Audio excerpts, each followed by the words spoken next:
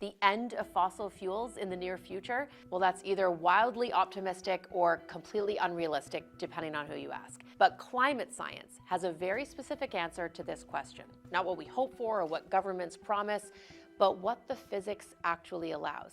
Let's get into it. Okay, reality check. First of all, when climate scientists talk about the near future, they're almost never talking about zero fossil fuels. They're talking about net zero, a world where the carbon we emit is balanced by the carbon we remove. More on that in a moment. What the IPCC models look at, that's the latest agreed upon research from climate scientists around the world, is net zero emissions, a reality where the world theoretically has time to adapt. So why are we trying to stop the burning of fossil fuels anyway? Well, remember, fossil fuels are the main driving force behind rising temperatures that threaten to push ecosystems past a point of no return, irreversible damage. Climate science has found that range to be between 1.5 and 2 degrees of warming. To me, what I find most important is to understand just how much every fraction of a degree matters. So how completely do we need to move away from fossil fuels?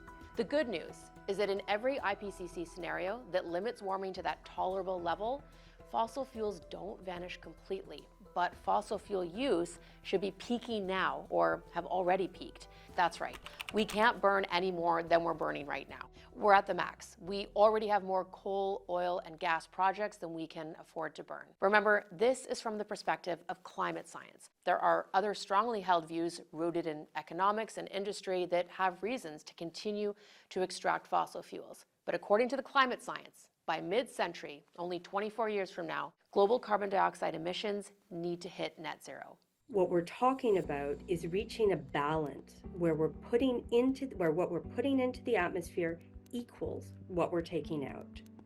That's what will allow temperatures to stabilize. And carbon capture technology can pull carbon out of the air or bury it underground.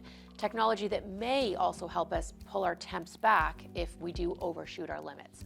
Carbon capture probably warrants its own explainer video, so stay tuned. But the answer to the question, will we ever be off fossil fuels, is probably not entirely anytime soon. So how do we get to a scientifically acceptable level of fossil fuel use?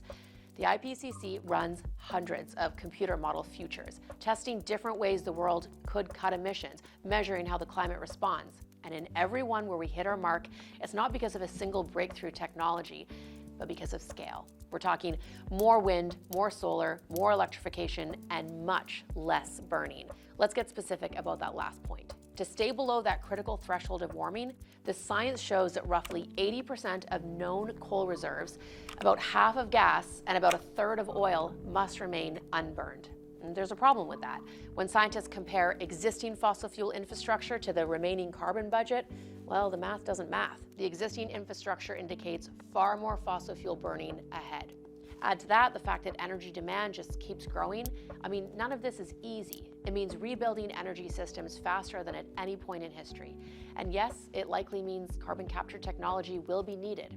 And despite the fact that the world has already invested some $2 trillion in renewable energy, there will be political and economic ramifications of suggesting we leave $6 trillion worth of business in the ground.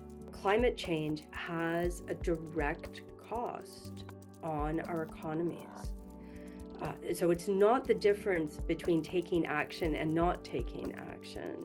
It is actually also the difference between the damages that climate change will cause. So here's the uncomfortable conclusion. The science says a net zero future soon is not only necessary, but doable. What it doesn't say is whether we as humans take that path or not.